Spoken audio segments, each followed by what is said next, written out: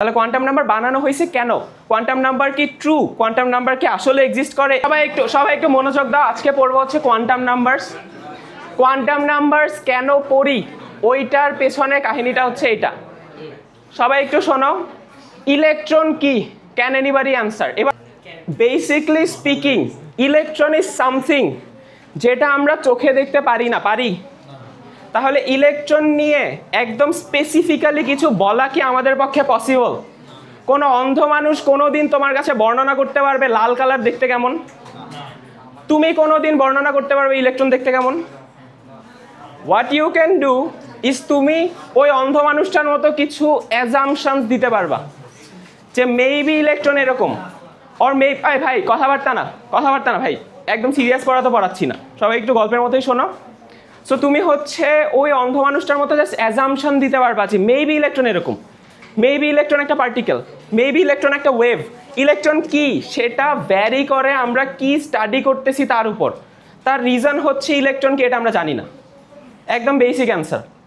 এখন something that we don't know, এটাকে যদি আমি স্টাডি করতে চাই, ও যেমন 3 বছরের বাচ্চাকে বোঝাইছে এমন জিনিস দিয়ে যে খুবই ক্ষুদ্র ক্ষুদ্র জিনিস দিয়ে সব কিছু গঠিত, ক্ষুদ্র ক্ষুদ্র জিনিস হয়তো এটা বুঝবে, আর এমন কিছু যেটা তুমি চোখে দেখতে পারো না। তার মানে ও যা জানতো সেটা দিয়ে ওকে বোঝানো হয়েছে।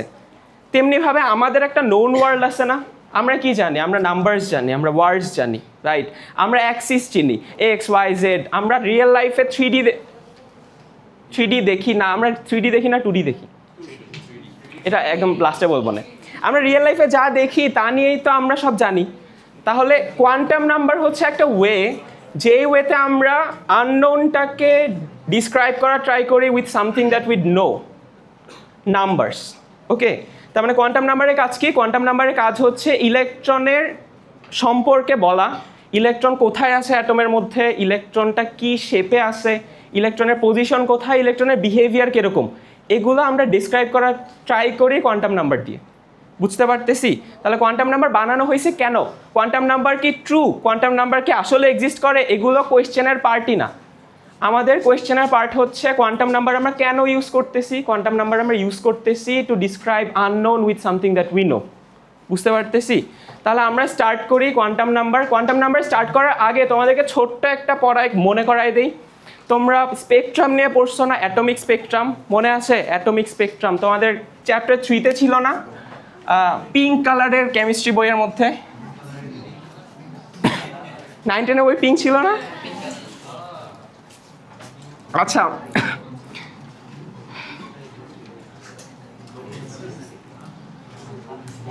আচ্ছা ধরো এটা হচ্ছে আমাদের একটা অ্যাটম। Thank you. আচ্ছা, স্পেকট্রাম সবাই একটু মনোযোগ দিয়ে শোনো, ঠিক আছে? দেখো, স্পেকট্রাম 2 টাইপের ছিল, আমি জাস্ট একটু মনে করাই দিই তোমাদের পড়া। একটা ছিল শোষণ বর্ণালী, অ্যাবজর্পশন স্পেকট্রাম, আরেকটা ছিল বিকিরণ বর্ণালী, এমিশন স্পেকট্রাম। মনে আছে? ফার্স্ট টাইম শুনতেছে এমন কেউ আসো? আচ্ছা, তোমাদের কি এই ক্লাসে স্পেকট্রাম পড়ানো হয়েছে? Lyman Balmer, Paschen Brackett Pfund, হোর্স ছিল, স্পেকট্রাম পড়ছো? কি জিনিস? তাহলে এটা সহজ হবে, আমি একটু বলি। দেখো, সো বেসিক্যালি স্পেকট্রামের ঘটনাটা এরকম। ধরো আমাদের প্রত্যেকটা শেলকে বোর কি নামে বলে দিয়ে গেছিল বলো তো? এনার্জি লেভেল মনে আছে? শক্তি স্তর।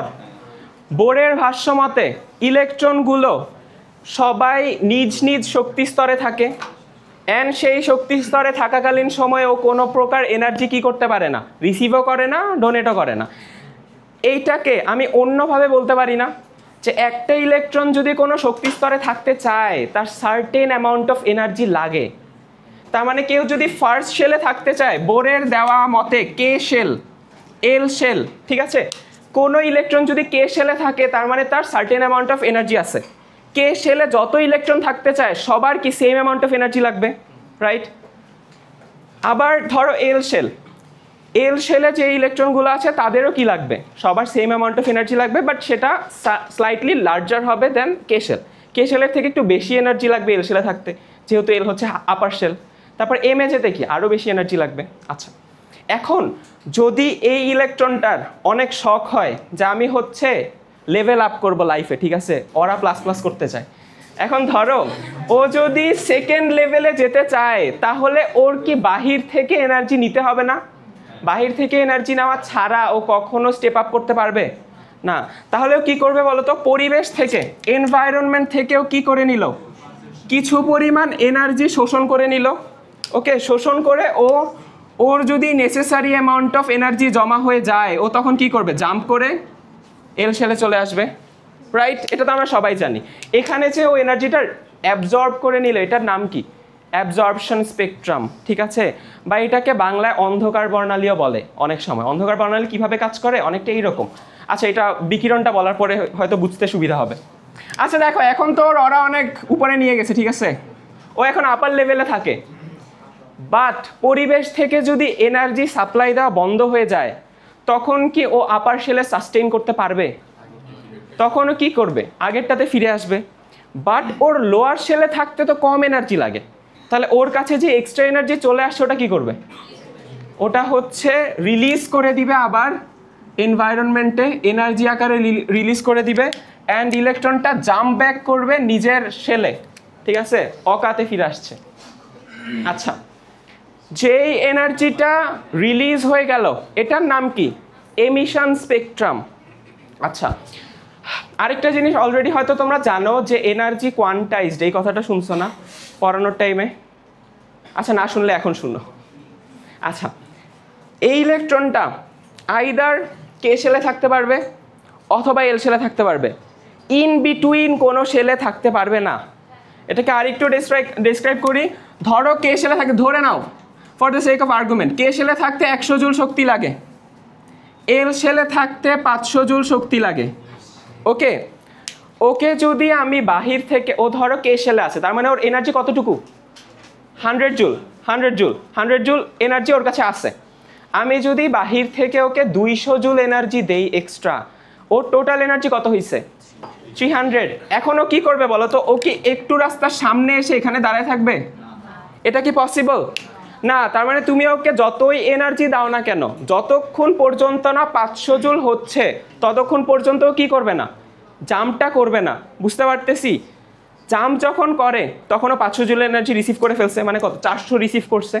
ওই 400টুকু স্পেকট্রাম হিসাবে বের হয়ে আসে। তার মানে অ্যাকর্ডিং টু বোর, প্রত্যেকটা ইলেকট্রন জাম্পের জন্য কয়টা করে স্পেকট্রাম পাওয়ার কথা? একটা। বুঝতে পারতেছি? একটা রিসিভ করবে, জাম্প করে আপার শেলে আসবে। ও আধাটা রিসিভ করতে পারবে? 2-3টা রিসিভ করতে পারবে না। একটা রিসিভ করবে, আপার শেলে আসবে, একটা ছেড়ে দিবে, আবার কোথায় চলে যাবে? লোয়ার শেলে চলে যাবে। আচ্ছা, এখানে হচ্ছে ইম্পর্টেন্ট কিছু পার্ট আছে, এটা মনে রাখো হচ্ছে কয়টা স্পেকট্রাম বের হচ্ছে? একটা, রাইট? এটাতে আমরা একটু পরে আসবো। আচ্ছা, এতটুকুই ছিল আমাদের যেটা বলতেছিলাম অন্ধকার বর্ণালী নিয়ে। যেটা বের হচ্ছে এমিশন স্পেকট্রাম, সেটা আমরা দেখব কিভাবে। ধরো ব্ল্যাক রুমের মধ্যে তুমি এক্সপেরিমেন্ট করতেছো, সেখান থেকে যদি কোনো একটা অ্যাটম স্পেকট্রাম ছাড়ে, এমিট করে, ওটা আলো হিসাবে বের হবে। যদি ওইটা তোমার ভিজিবল রেঞ্জে পড়ে, লেটস সে ওই যে 380 থেকে 720-এর মধ্যে পড়ছে, তার মানে তুমি কোনো একটা কালারের লাইট দেখবা। যদি ভিজিবলে না পড়ে তাও তো উৎপন্ন হবে। তুমি অন্য টাইপের ক্যামেরা দিয়ে দেখতে পারো। ধরো ইনফ্রারেড বের হয়েছে, তুমি ক্যামেরা দিয়ে ক্যাপচার করতে পারবা যে লাইট আছে। ইউভি বের হয়েছে, এটাও তুমি ক্যাপচার করতে পারবা, লাইট আছে। তার মানে এই লাইটটা আমরা কি দেখি? দেখতে পাই যে এটা উৎপন্ন হয়েছে। তার একটা বড় এক্সাম্পল হচ্ছে অনেক পুরানকালে সেক্টরগুলোতে হচ্ছে কমলা কালারের বাল্ব ছিল। তোমরা কি ওই যুগে বাইচা ছিলা? অরেঞ্জ লাইট, যে স্ট্রিট ল্যাম্পগুলো এখন এলইডি, ওখানে হচ্ছে এরকম লম্বা লাইট ছিল যেখান থেকে অরেঞ্জ কালারের লাইট বের হইতো, রাইট? ওই লাইটগুলো ছিল হচ্ছে সোডিয়াম বাল্ব। অরেঞ্জ কি জানো? অরেঞ্জ হচ্ছে সোডিয়ামের এমিশন স্পেকট্রাম। সোডিয়ামকে এনার্জি দেওয়া হয় ইলেকট্রিসিটি দিয়ে, ওই এনার্জি নিয়ে সোডিয়ামের ইলেকট্রন জাম্প করে, পরে জাম্প ব্যাক করার টাইমেও কি রিলিজ করে? অরেঞ্জ লাইট রিলিজ করে। ওই লাইটটা হচ্ছে আমরা দেখতাম। বুঝতে পারতেছি? Emission spectrum. অ্যাবজর্পশন স্পেকট্রাম কি চোখে দেখতে পারবো? অ্যাবজর্পশন চোখে দেখা যায় অন্যভাবে। বললাম না এটাকে অন্ধকার বর্ণালীও বলে। ধরো একটা ব্যান্ড অফ লাইট ছিল, ব্যান্ড অফ লাইট মানে অনেকগুলো আলো আছে, ধরো এখান থেকে আলো বের হচ্ছে, ঠিক আছে? যখন পরিবেশ থেকে ইলেকট্রন এনার্জি রিসিভ করে নেয়, নিয়ে নেয়, অ্যাবজর্ব করে নেয়, তখন কি হবে বলো তো? এখান থেকে আলো কি হয়ে যাবে? হারায় যাবে না, রাইট? বুঝতে পারতেছি?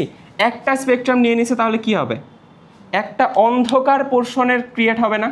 তার মানে একটা আলোর ব্যান্ডের মধ্যে তুমি হঠাৎ করে কি দেখতে পারবে? একটা অন্ধকার লাইন। বুঝতে পারতেছি? তারপর আবার আলোর ব্যান্ডের মধ্যে তুমি হঠাৎ করে কি দেখতে পারবে? আরেকটা অন্ধকার লাইন। এগুলো কি? এগুলো হচ্ছে এমিশন অ্যাবজর্পশন স্পেকট্রাম। বুঝতে পারতেছি? পরিবেশ থেকে শক্তি নিয়ে নিছে, এর জন্য পরিবেশ থেকে এনার্জি কি হয়ে গেছে? হারায় গেছে। এটাকে আমরা দেখতে পারি? হ্যাঁ, আমরা অবজার্ভ করতে পারি, কারণ লাইট ছিল, লাইটের মধ্যে থেকে হঠাৎ করে কি হয়ে গেছে? নাই হয়ে গেছে। বুঝছি?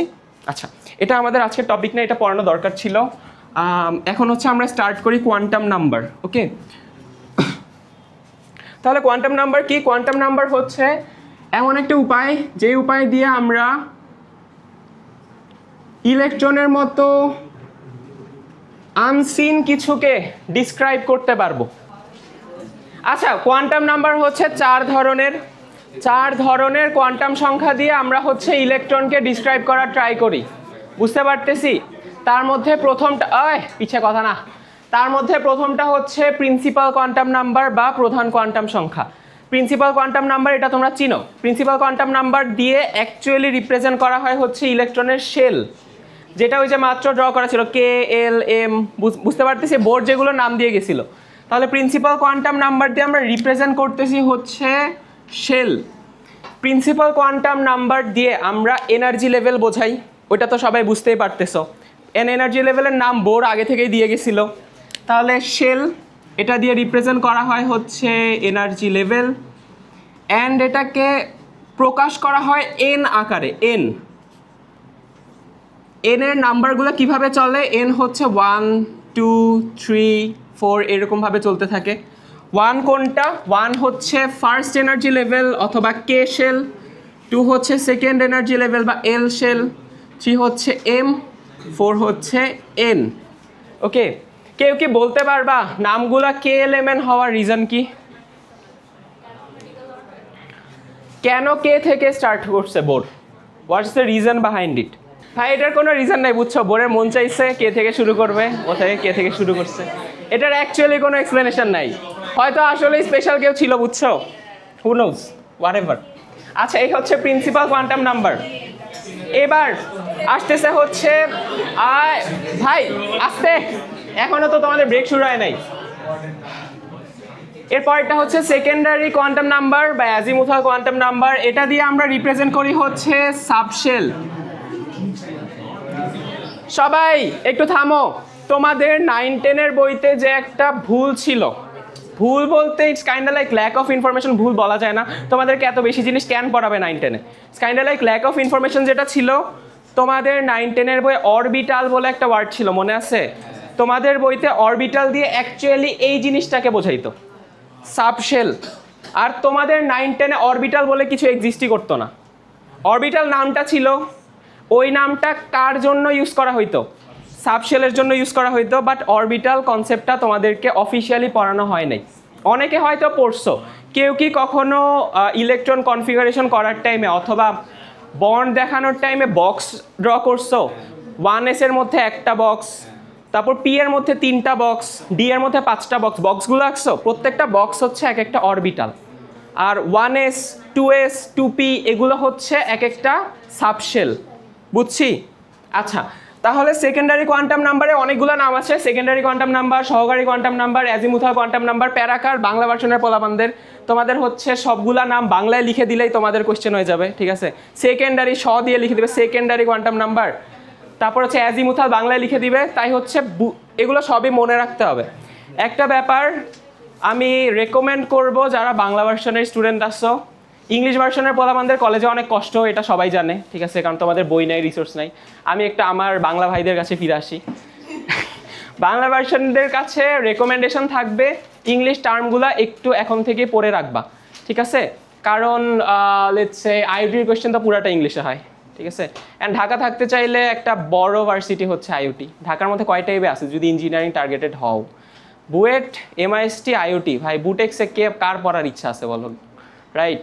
তারপর বাকিগুলো। আর ঢাকার বাইরে আরেকটা জিনিস I can say for sure, এখানে যারা বসে আসো কারোই আই গেস ঢাকার বাইরে যাওয়ার ইচ্ছা নাই। আছে, ঢাকার বাইরে অনেক ভালো ভার্সিটি আছে, এগুলো নিয়ে কোনো মারামারি নাই। বাট আই ডোন্ট থিঙ্ক কেউ ঢাকার বাইরে যাইতে কমফোর্টেবল বলে রাইট? তাহলে ঢাকার মধ্যে চান্স পাইতে হইলে ঢাকার মধ্যের ভার্সিটিগুলোকে হচ্ছে দিতে হবে। আচ্ছা, সাবশেল সেকেন্ডারি কোয়ান্টাম নাম্বারকে প্রকাশ করে হচ্ছে এল আকারে। এলগুলো কিভাবে কাজ করে একটা ছক ড্র করে দেখাবো, ওখানে বুঝতে পারবা। এল হচ্ছে প্রত্যেকটা এন এর জন্য।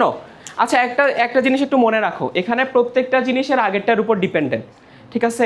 যেমন ধরো ফার্স্ট শেল N1 এর সেকেন্ডারি কোয়ান্টাম নাম্বার আছে, ম্যাগনেটিক কোয়ান্টাম নাম্বার আছে, স্পিন আছে। তারপর আবার ধরো এল এর আবার আলাদা সেকেন্ডারি কোয়ান্টাম নাম্বার আছে, ম্যাগনেটিক কোয়ান্টাম নাম্বার আছে, স্পিন কোয়ান্টাম নাম্বার আছে। বুঝতে পারতেছি? তার মানে এই যে কে এর জন্য এল আছে আলাদা এল, 2 এর জন্য আবার কি আছে অন্য একটা এল আছে, 3 এর জন্য কি আছে আবার আলাদা আলাদা এল আছে। বুঝতে পারতেছি? এলগুলো কিভাবে কাজ করে ওটা ছক আঁকলে বুঝতে পারবা। এলকেও রিপ্রেজেন্ট করা হয় হচ্ছে 0 থেকে স্টার্ট হয়, 0 থেকে শুরু হয়ে কত পর্যন্ত চলে n-1 পর্যন্ত চলে। ভেরি গুড, কে যেন একটা বলছো, ইটস গুড। 0 থেকে n-1, 0 থেকে n-1। তাহলে ধরো আমি যদি থার্ড শেলের কথা বলি, থার্ড শেলের জন্য এল কি কি হবে 0 থেকে 3-1, তার মানে 0 থেকে 2, 0, 1, 2। আবার আমি যদি ফোর্থ শেলের কথা বলি, ফোর্থ শেলের জন্য এল কি কি হবে 0 থেকে 4-1, মানে 0 থেকে 3, 0, 1, 2, 3। বুঝতে পারতেছি? আচ্ছা, ও সাবশেলের কনসেপ্ট স্পেকট্রামের ওখানে বলছিলাম মনে আছে, একটা লাইন তৈরি হওয়ার কথা ছিল। বোর এতটুকু বলে দিয়ে গেছিল। বোরের সীমাবদ্ধতা যারা পড়ছো এখানে একটা সীমাবদ্ধতা ছিল, লিমিটেশন ছিল, যে বোর যেখানে একটা স্পেকট্রাম তৈরি হওয়ার কথা বলে গেছিল, উইচ মেক্স পারফেক্ট সেন্স।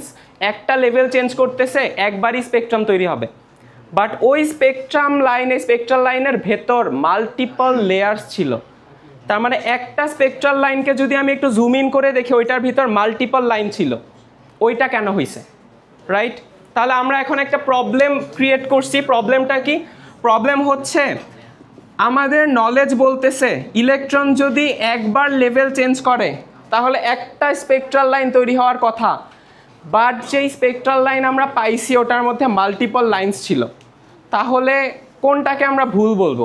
ইলেকট্রনের লেভেল ক্রস হওয়াটাকে ভুল বলবো, নাকি স্পেকট্রাল লাইন বলবো যে আমি স্পেকট্রাল লাইন দেখি নাই বাদ, ঠিক আছে একটাই আছে আমি বলে দিছি? এরকম তো পসিবল না, স্পেকট্রাল লাইন তো মাল্টিপল দেখা গেছে, তাহলে এটাকে তো অস্বীকার করা যাচ্ছে না।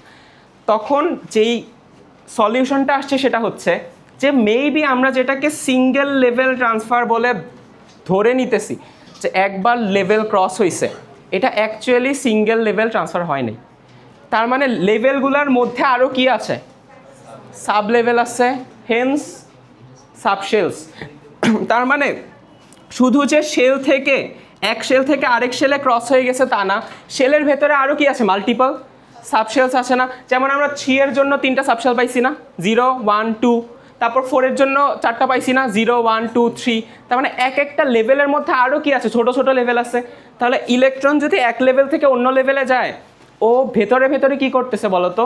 বাহির থেকে দেখে মনে হচ্ছে একটা লেভেল ক্রস করতেছে, বাট ভেতরে ভেতরে কিন্তু মাল্টিপল লেভেল পাড়ি দিতেছে। প্রত্যেকটা লেভেলের জন্য একটা একটা করে স্পেকট্রাম, সবগুলো স্পেকট্রাম লাইন মিলে একটা দেখা যায়। বুঝতে পারতেছি? এই হচ্ছে ব্যাখ্যা। তাহলে এখান থেকে আসতেছে সাবশেলের কনসেপ্ট, যে যেই শেলগুলো আছে শেলের মধ্যে মধ্যে কি আছে আরও? সাবশেলস। আচ্ছা, সাবশেলগুলোর একটু নাম জেনে নাও। যদি এল 0 হয় সাবশেল হচ্ছে এস, যদি 1 হয় পি, 2 হলে ডি, 3 হলে এফ। আচ্ছা, এই সাবশেলগুলার ছবি দেখাইতে পারলে অনেক ভালো লাগতো। লেভেলগুলার মধ্যে, এগুলার মধ্যে একই এনার্জি লেভেল। এতদিন পর্যন্ত আমরা কি জানতাম? এল এর এনার্জি থেকে কে এর এনার্জি থেকে এল এরটা বড়, এল এর এনার্জি থেকে এম এর বড়। তার মানে এল এর মধ্যে যতটুকু এনার্জি আছে ওইটা কি এল এর সবগুলা লেভেলের জন্য সেম, বাট এটা একটু চেঞ্জ হবে। ধরো সবাই একটু থামো। সেকেন্ড শেলের জন্য কি কি subshell possible? 2s 2p 2d কি পসিবল না? 2s আর 2p, 2s আর 2p কি এনার্জি সেম না? 2s আর 2p এর এনার্জি স্লাইটলি চেঞ্জ আছে। বাট এইটা নিয়ে আরেকটু জানবা হচ্ছে যখন হাইব্রিডাইজেশন পড়বা, সামনেই পড়বা, তোমাদের ফার্স্ট পেপারে আছে, তখন দেখবা যে যখন বন্ড ফর্মেশন হয় তখন এই যে 2s আর 2p এনার্জি যে দুইটা লেভেলে থাকে, বাট যখন বন্ড ফর্মেশন হয় তখন দুইটা লেভেল একসাথে ওরা নতুন একটা অরবিটাল তৈরি করে, যেটা নাম হচ্ছে হাইব্রিড অরবিটাল। ওকে, তখন সবার এনার্জি কি হয়ে যায়? সমান, যখন ইলেকট্রন ট্রান্সফার হচ্ছে। বুঝতে পারতেছি? আচ্ছা, আরও কোনো কোয়েশ্চেন থাকলে করতে পারো। আচ্ছা, এগুলো হচ্ছে আমাদের সেকেন্ডারি কোয়ান্টাম নাম্বার এর সেকেন্ডারি কোয়ান্টাম নাম্বার। এগুলো কি রিপ্রেজেন্ট করতেছে? সাবশেল রিপ্রেজেন্ট করতেছে। ওকে, আচ্ছা এবার সবাই এমনি কথা বলা শুরু করলে হবে? আমি এমনিই কষ্টে আছি যে সব পড়ায় শেষ করতে পারবো কি না। আচ্ছা সবাই শোনো, এবার হচ্ছে ম্যাগনেটিক কোয়ান্টাম নাম্বার। তাহলে আমরা কি জানলাম? প্রত্যেকটা স্পেকট্রাল লাইন আরও মাল্টিপল ছোট ছোট স্পেকট্রাল লাইনে ডিভাইডেড। এখন অ্যাটমগুলোকে যদি এক্সটার্নাল ফোর্সেসের মধ্যে নিয়ে যাওয়া হয়, ধরো এক্সটার্নাল ম্যাগনেটিক ফিল্ড অথবা এক্সটার্নাল ইলেকট্রিক ফিল্ডে নিয়ে যাওয়া হয়, তখন দেখা যায় ওই যে মাল্টিপল স্পেকট্রাম লাইনগুলো ভেঙে আরও ক্ষুদ্র ক্ষুদ্র ক্ষুদ্র ক্ষুদ্র লাইনের সৃষ্টি করে। Make sense? এটা বুঝতে পারতেছি কি হয় যদি কোনো এক্সটার্নাল কোনো কিছুর প্রেজেন্সে নিয়ে যাওয়া হয়, এক্সটার্নাল ম্যাগনেটিক ফিল্ডের সামনে নিয়ে যাওয়া হয়েছে, অথবা এক্সটার্নাল ইলেকট্রিক ফিল্ডের সামনে তুমি স্পেকট্রামের এক্সপেরিমেন্ট করতেছো। নর্মালি একটা দেখতেছি, ওইটা একটু ভালোভাবে অবজার্ভ করলে 2-3টা লাইন পাচ্ছি। ওই জিনিসটাকে যদি আমি ম্যাগনেটিক ফিল্ড বা ইলেকট্রিক ফিল্ডে নিয়ে যাই তখন 7-8টা লাইন দেখতেছি। তার মানে ছোট ছোট লাইনের ভেতরে আরও কি আছে? ছোট ছোট সাব ডিভিশন আছে। ওইখান থেকে আসে হচ্ছে আমাদের অরবিটালের কনসেপ্ট, অরবিটাল। ওকে, তার মানে আমাদের এই সাবশেলগুলোও কি আরও ক্ষুদ্র ক্ষুদ্র ভাগে বিভক্ত, ওইটা নাম হচ্ছে অরবিটাল। দুইটা নাম মনে রাখবা, এগুলো হচ্ছে যে কোনো অ্যাডমিশন টেস্ট হোক বা এইচএসসি হোক মানুষের অনেক পছন্দের জিনিস। একটা হচ্ছে স্টার্ক ইফেক্ট, আরেকটা হচ্ছে জিম্যান ইফেক্ট। জিম্যান ইফেক্ট কি? জিম্যান ইফেক্ট হচ্ছে ম্যাগনেটিক ফিল্ড নিয়ে কাজ করে। এই যে বললাম না স্পেকট্রাল লাইনে ভাগ হয়ে গেছে, এই এক্সপেরিমেন্টটা ম্যাগনেটিক ফিল্ডের জন্য ব্যাখ্যা করছে জিম্যান, আর ইলেকট্রিক ফিল্ডের জন্য ব্যাখ্যা করছে হচ্ছে স্টার্ক। এই ইনফরমেশন দুইটা একটু মনে রাখবা, ঠিক আছে? আচ্ছা এবার ম্যাগনেটিক কোয়ান্টাম নাম্বারগুলো কি? নাম্বারগুলোতে আসি এবার। কোয়ান্টাম নাম্বারগুলো কি ম্যাগনেটিক কোয়ান্টাম নাম্বার হচ্ছে প্রত্যেকটা এলের জন্য, অ্যাজ আই সেড, একটা জিনিস আরেকটা জিনিসের ওপর ডিপেন্ডেন্ট। তার মানে একটা এল, ধরো 2s এর জন্য আমি কি পাবো? ম্যাগনেটিক কোয়ান্টাম নাম্বার পাবো। আবার 2p এর জন্য কি পাবো? আমি আলাদা ম্যাগনেটিক কোয়ান্টাম নাম্বার পাবো। আবার 3s এর জন্য কি পাবো? ম্যাগনেটিক কোয়ান্টাম নাম্বার পাবো। 3p এর জন্য কি পাবো? আরও এক্সট্রা ম্যাগনেটিক কোয়ান্টাম নাম্বার পাবো। বুঝতে পারতেছি? ম্যাগনেটিক কোয়ান্টাম নাম্বারগুলো কিভাবে কাজ করে? ম্যাগনেটিক কোয়ান্টাম নাম্বারগুলো হচ্ছে 0 থেকে plus minus L, very good, 0 থেকে প্লাস মাইনাস এল পর্যন্ত। তাহলে চিন্তা করো, যদি আমার সাবশেল লেটস সে 3D হয়, সাবশেল হচ্ছে 3D, তাহলে একটা সাবশেল আমি আলাদা করছি। 3D সাবশেলের মধ্যে কয়টা ম্যাগনেটিক কোয়ান্টাম নাম্বার পাবো? ডি এর এল কত? 2। তাহলে 0 থেকে প্লাস মাইনাস 2 পর্যন্ত, 0 প্লাস 1 প্লাস 2 মাইনাস 1 মাইনাস 2, কয়টা হয়েছে মোট? 5টা। তোমরা যারা ডি এর বক্স 5টা আঁকতা, এখন বুঝতে পারতেছো ডিতে কেন 5টা বক্স থাকে? কারণ ডি সাবশেলের অরবিটাল কয়টা? 5টা। বুঝছি সবাই? এটা আরেকটু ভালো বুঝবা। আপাতত হচ্ছে এগুলো কি, এটার সাথে পরিচয় হও। আর একদম লাস্ট ওয়ান হচ্ছে আমাদের spin quantum number. Spin quantum number হচ্ছে ইলেকট্রনের নিজ অক্ষে ঘূর্ণনটাকে রিপ্রেজেন্ট করে। ওকে, ইলেকট্রন নিজ অক্ষের মধ্যে ঘুরতেছে, সেই স্পিনটা দুই ধরনের হয়, either that's gonna be clockwise, অথবা ইলেকট্রনগুলো স্পিন করবে হচ্ছে অ্যান্টি ক্লকওয়াইজ।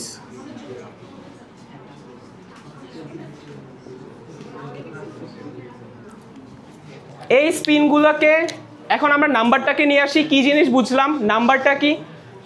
একটাকে রিপ্রেজেন্ট করা হয় প্লাস হাফ দিয়ে, আরেকটাকে রিপ্রেজেন্ট করা হয় মাইনাস হাফ দিয়ে।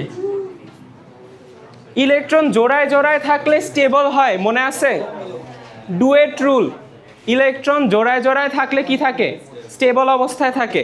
ইলেকট্রন জোড়ায় থাকলে কেন স্টেবল হয়? কারণ একটা ইলেকট্রনের স্পিন ক্লকওয়াইজ, যখন ও আরেকটা পেয়ার পেয়ে যাবে ওই পেয়ারের স্পিন কি হবে অ্যান্টি ক্লকওয়াইজ, তখন একজন আরেকজনের স্পিনকে কি করে ফেলতে পারে ক্যান্সেল আউট করে ফেলতে পারে, হেন্স এলিমেন্ট কি হয় স্টেবল হয়। বুঝতে পারতেছি?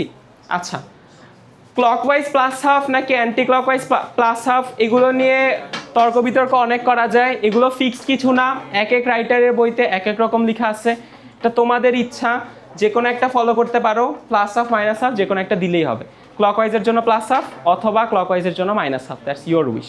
বুঝতে পারতেছি? এটা সার্টিন কিছু না। এই হচ্ছে আমাদের চারটা কোয়ান্টাম নাম্বার, চারটা জিনিস রিপ্রেজেন্ট করতেছে।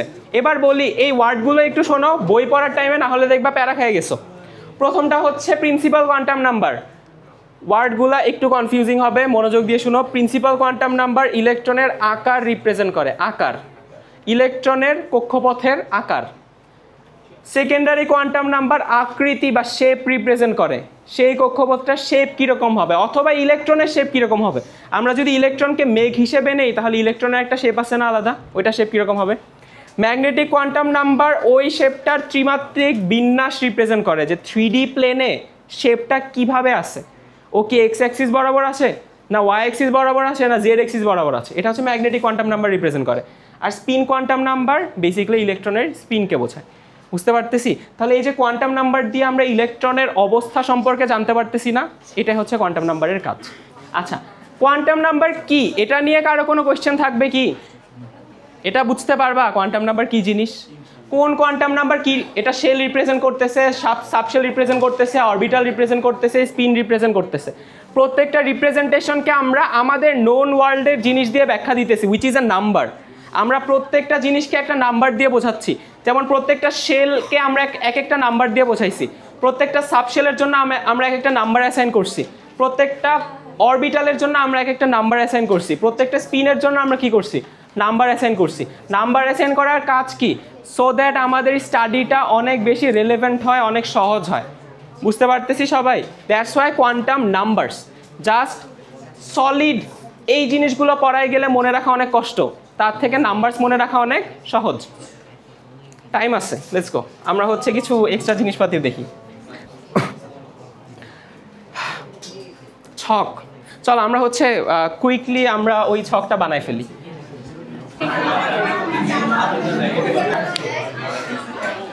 সবাই এবার লাস্ট থিং, আজকের ক্লাসের শেষ টপিক। আচ্ছা, একটা জিনিস রেকমেন্ড করব, আইদার তুমি এখনই ছকটা বানায় ফেলো অথবা পড়ানোর একদম শেষে ছকটা বানাও, ঠিক আছে? এখন লেখালেখির কোনো দরকার নাই, তাহলে যেগুলো পড়াচ্ছে ওগুলো একটু মনোযোগ দাও, ঠিক আছে? এরপরে হচ্ছে লেখার জন্য টাইম দিব। একদম ফার্স্টে আমাদের শেলের নাম কি বলো তো? থার্ড শেলের নাম কি? KLM। তাহলে আমাদের শেল হচ্ছে এম শেল, এটার কোয়ান্টাম নাম্বার কি? এম শেলের কোয়ান্টাম নাম্বার 1 2 3, এটা দেওয়াই আছে 3। আচ্ছা, এবার হচ্ছে আমরা সেকেন্ডারি কোয়ান্টাম নাম্বার বের করব। সেকেন্ডারি কোয়ান্টাম নাম্বার কিভাবে কাজ করে? সেকেন্ডারি কোয়ান্টাম নাম্বার কাজ করে হচ্ছে 0 থেকে n-1 পর্যন্ত। মনে আছে এটা সবার? 0 থেকে n-1। আচ্ছা, তাহলে আমার সেকেন্ডারি কোয়ান্টাম নাম্বার হিসেবে কি কি আসবে? 0 থেকে 2, 0 1 2। আচ্ছা, এবার হচ্ছে সেকেন্ডারি কোয়ান্টাম নাম্বারগুলো কি রিপ্রেজেন্ট করতেছিল আমাদের? সাবশেল। সাবশেলগুলোর নাম লিখো। 0, এটার সাবশেলের নাম কি হবে? 3s। এটা কার s? 3 এর s, তাহলে এটা হবে 3s, এটা হবে 3p, এটা হবে 3d। আচ্ছা, এবার আসতেছি ম্যাগনেটিক কোয়ান্টাম নাম্বারে। ম্যাগনেটিক কোয়ান্টাম নাম্বারগুলো কিভাবে ডিটারমাইন করি আমরা? 0 থেকে +-l। মনে আছে? দেখো, l ডিপেন্ড করতেছে কার উপর? n এর উপর। m ডিপেন্ড করবে আবার কার উপর? l এর উপর। সেকেন্ডারি কোয়ান্টাম নাম্বার ছিল l, প্রাইমারিটা n, ম্যাগনেটিক হচ্ছে m। আচ্ছা, এটা ম্যাগনেটিক কোয়ান্টাম নাম্বার কীভাবে বের করি? 0 থেকে +-l পর্যন্ত। 0 থেকে +-0 কয়টা? একটাই, রাইট? তাহলে একটা। 0 থেকে +-1 কয়টা? 0 +1 -1, -1 0 +1। 3D এটাতে কয়টা হবে? 5টা। 0 +1 +2 -1 -2, তাহলে -2 -1 0 +1 +2। বুঝতে পারতেছি সবাই? প্রত্যেকটার জন্য আমরা কোয়ান্টাম নাম্বার বের করতেছি। এটা দেখতেছে একটা থেকে যে এক্সপ্যান্ড করতেছে, একটা থেকে 3টা আসছে, 3টা থেকে, এগুলো তো নাম জাস্ট, 3টা থেকে কয়টা আসছে এখানে টোটাল? 1 2 3 4 5 6 7 8 9টা। ওকে, ওই কথা না। এবার হচ্ছে এগুলোর নাম। 3s, এটার নাম, এই অরবিটালটার নাম 3se। এটার কোনো স্পেশাল নাম নাই। কেন নাই? এস অরবিটাল হচ্ছে একটা স্ফেরিক্যাল শেপের অরবিটাল। স্ফেরিক্যাল, স্ফিয়ার কোন এক্সিস বরাবর বিস্তৃত থাকে? সব এক্সিস বরাবর সমানভাবে বিস্তৃত থাকে না? তাহলে ওর কি আলাদা পার্ট হওয়ার কোনো সম্ভাবনা আছে? স্ফিয়ার সব এক্সিসে থাকে, এটার একটাই নাম। এবার এগুলার নাম কি হবে? এটার নাম হবে হচ্ছে 3px, আরেকটা হবে 3py, আরেকটা হবে 3pz। পি অরবিটাল একটা এক্স এক্সিস বরাবর বিস্তৃত, পি অরবিটাল একটা ওয়াই এক্সিস বরাবর বিস্তৃত, পি অরবিটাল একটা জেড এক্সিস বরাবর বিস্তৃত। ছবিগুলো দেখলে আর একটু ভালো করে বুঝতে পারতা। ছবি দেখানোর মনে হয় না টাইম আছে বলে বারেবার। আচ্ছা, এগুলোর নাম কি হবে? এগুলোর নাম হবে হচ্ছে 3dxy, 3dyz। এই সবাই একটু শোনো, 3dzx, 3dx² y², 3dz²। এই হচ্ছে প্রত্যেকটার জন্য আলাদা আলাদা নাম। এখানে একটা জিনিস একটু মনে রাখো, -2 কোনটা হবে, 0 কোনটা হবে, এগুলো খুঁজতে গিয়ে টাইম নষ্ট করো না। অ্যাজ আই সেড, এগুলো কোনো ফিক্সড কিছু না। বুঝতে পারতেছি? এক এক রাইটারের বইতে এক একভাবে বলা আছে, তুমি যেভাবে অ্যাসাইন করবে ওভাবেই হবে। জাস্ট তোমার জানতে হবে যে এই অরবিটালগুলোর নাম কি। 3px, 3py, 3pz, 3dxy, 3dyz, 3dzx, 3dx² y², 3dz²। এবার হচ্ছে স্পিন। প্রত্যেকটা অরবিটাল, এটা তো শিখে আসছো, প্রত্যেকটা ছোট বক্সে কয়টা করে ইলেকট্রন থাকে? 2টা করে। তার মানে এই 3s অরবিটালে কয়টা ইলেকট্রন? 2টা, একটা +½ আরেকটার স্পিন কি? -½ 3p, এটাতেও কয়টা? 2টা। এভাবে না লিখে এটা লিখতে পারি, ফুল 3 এর মধ্যে 3 জোড়া +½ -½ আছে। এখানে কয়টা? 5 জোড়া +½ -½ আছে। এবার হচ্ছে ইলেকট্রন কাউন্ট দাও। 2টা, 6টা, 10টা, টোটাল কয়টা হয়েছে? এই ফর্মুলাটা মনে আছে? 2n², right? 2 × 3², 3² 9, 9 × 2 18। বুঝছি? এই ছকটা এখন কিন্তু তোমাদের পরীক্ষায় আসে এইচএসসিতে। ওকে, এই ছকটা পারতে হবে। শুধু যে 3 এর জন্যই জানতে যাবে তা না। আস্তে আস্তে আস্তে একটা জিনিস বলি, যদি এই ছক কখনো এক্সামে আসে, কোন রো তুমি চাইলে বাদ দিতে পারবা? তুমি হচ্ছে এইটা চাইলে এমিট করতে পারো। তার রিজন হচ্ছে তুমি যখন 4-এ যাবা, 4-এর এখানে 2 এর পরে আরেকটা আসবে না, 3d, এখানে একটা 4f আসবে না, 4f এর মধ্যে 7টা নাম হবে না? ওই নামগুলো অনেক বেশি কমপ্লিকেটেড, ওইগুলা তোমাদেরকে পড়ানো হয় না, কেউ এক্সপেক্টও করে না যে তুমি ওগুলা পারবা। তাহলে এই বক্সটা তুমি চাইলে বাদ দিতে পারো। বুঝতে পারতেছি? যদি 3 পর্যন্ত আসে, 2 পর্যন্ত আসে, তুমি দিতে পারো। 4 আসলে এই বক্সটা কি করবা? এমিট করে দিবা, এটা লিখারই দরকার নেই। বুঝতে পারতেছি?